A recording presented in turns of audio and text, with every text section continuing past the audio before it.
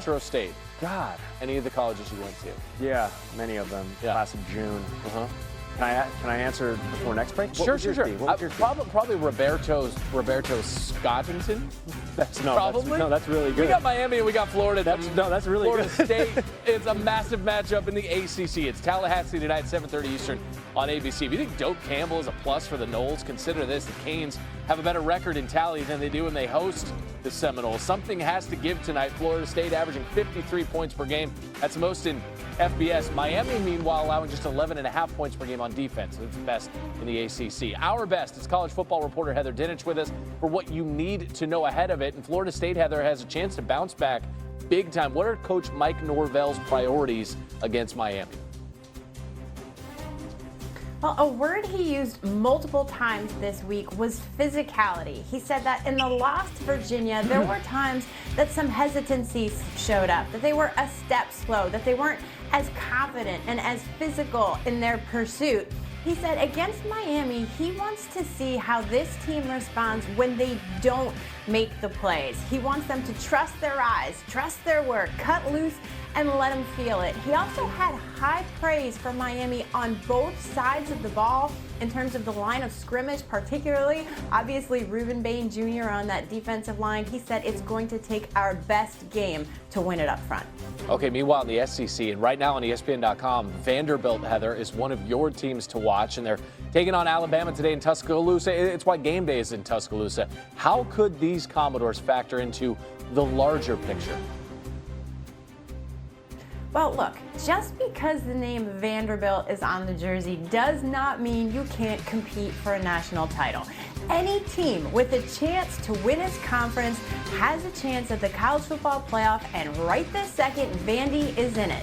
Now, this is a string of 4 straight games against ranked opponents, but it's a chance for Vanderbilt to legitimize itself in this conversation and go from the role of spoiler to the role of contender. It's also a chance for quarterback Diego Pavia to get into this Heisman conversation more seriously. You're going to hear this stat throughout the morning on SportsCenter. Vanderbilt has participated in one game day game in its storied program history, and they won it. So they're undefeated when game day is involved. That game at 3:30 Eastern on ABC. That's Heather Dinich. Thank you. Is it velour?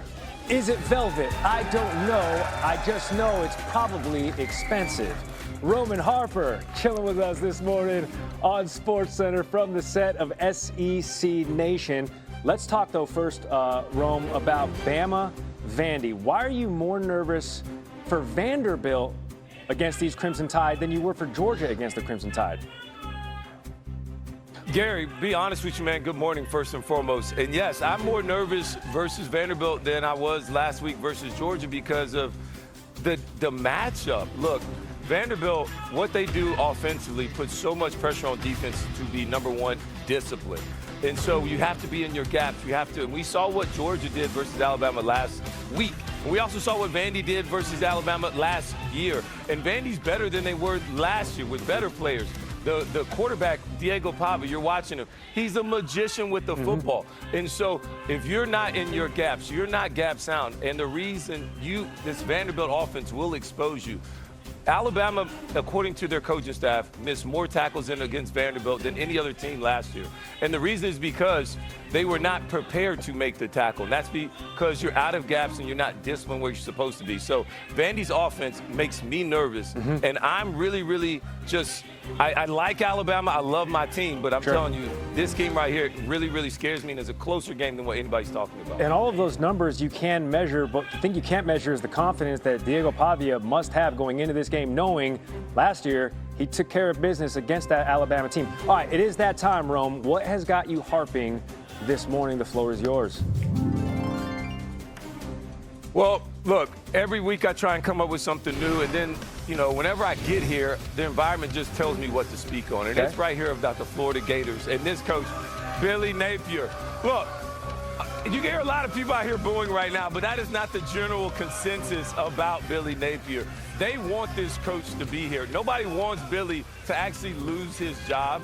Everybody here is actually rooting for this team. They like the players.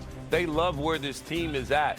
But you have to win games ultimately, and they understand that Billy Napier has to win more games or he will lose that job that they ultimately do not want him to lose. It's been really, really interesting dynamic listening to the fans here. A lot of them, like the young people, they're like just the next guy on. Sure. But the guys that up top that really love this community and this school, they want Billy to be here, and they understand that, hey, when everybody that is here, these are the young guys, I'm not listening to them. All the people that actually make the decisions here want Billy to make it happen. But the thing is that if you do not win the games, you are left up to the Gillen team. Thing about that is it is certainly a what have you done for me lately business. If Billy Napier can take care of business against the Horns, maybe the tide settles a little bit for at least a week. Two of them. Danny Werfel and the old ball coach, Steve Spurrier, and the other one, Tim Tebow, is probably lifting weights somewhere, I would imagine. So great to see both of you guys. Thank you for spending time with us as the Horns come to Gainesville on Saturday to see if they can get that road win here in the Swamp. All right, Danny, I want to start with you. Two quarterbacks that were way up in the preseason Heisman expectation rankings with DJ Lagway of Florida and Arch Manning, of course, at Texas. What do you see from this QB matchup tomorrow? Well, you know, I think both of these guys had unreal expectations, and you put in the NIL and the money, and it's like these are going to be the best players that have ever played. Well, you know, they're young, and they haven't got a lot of reps, and, you know, in DJ's case, he didn't even really get to practice with some things. So I think both of them are looking for that breakout moment, and this could be it. This is a huge matchup in the Swamp. I think both the teams might lean a little bit more on the run. If I were them advising them, that's what I would say to do, kind of give them some confidence. But one of these guys is probably going to emerge from this with a big player or two that really sets their team up for the win. Coach, you talk about the hype train. Arch Manning had the hype train big time coming into this season, and it's been a learning process for him. What do you see from him right now? Yeah, he probably did get way too much hype because he really hadn't played that much yet. So, I mean, he should be fine in time and so forth. But who would ever thought maybe the best quarterback in the country is a kid from Fair State that showed up at Ole Miss. Trinidad Chambliss. He's playing out of his mind. So you never know with the transfer portal and all this stuff now. A team can really get good real quickly. FSU was, 2-10 last year? They're a really good team this year. So it's a different day in college football. What's hampering DJ Lagway right now, Danny? Well, I think there's a lot of factors that could go into that. I mean, I was very concerned when he didn't get to play in spring practice. And then he was hurt through the summer and then even in fall practice. And a lot of people were saying that's not a big deal. But the reason I could throw Chris Doering those corner routes right on time was because we did 3,000 of them, you know, from March to September. So he doesn't get those reps. The timing's off, you know, and it's not like he's Tom Brady in his 12th season either. He's a young kid. And so I think, you know, those things make it really hard. And then you have enormous pressure and all sorts of stuff coming into play. And, you know, it's a complicated offense. So I think there's a lot of processing that has to go on to play in this system. And you kind of put all those things together, and it just hasn't gone his way. But he's a remarkable competitor. He's a remarkable young man with a great foundation. And I still believe, whether it's tomorrow or whether it's next week or whenever it is, you're going to be hearing about this kid for a long time. Gators are 1-3, Coach. What advice would you give Billy Napier? Oh, hang in there. Hang in there is about what we're all saying right now. I think the local papers and the national media have sort of hit it that our Gator offense has been like a D, and our defense is like a B. So one's got to get a little bit better, and the other one stay there or get better also. But, yeah, we got to play better, coach better, and our schedule's been tough. We all know that. It was the #1 toughest schedule in the country going in. If we'd had Texas's schedule, not to say anything bad, but we'd be 3-1 also. But we're 1-3 because we've played some really good teams. So I think we got a good chance tomorrow. I really do if we play up to our potential. I do too. I agree with that. And thank you guys so much. Grateful for both of you. It's so cool to be with you today. And guys, Coach was talking about that schedule. It doesn't get any easier for the Gators as the season goes along. Yeah, you're right about that. Thank you, Marty. Appreciate it. Hey, we've got ourselves a must ACC matchup between Miami, Florida State. Goes down tomorrow, 7:30 Eastern on ABC. Miami's looking to keep that perfect record alive. Meanwhile, Florida State had been nearly perfect themselves. They manhandled Alabama, dominated their next two opponents before last Friday's overtime loss to Virginia. And after Saturday, neither the Seminoles nor the Canes have a ranked opponent left on their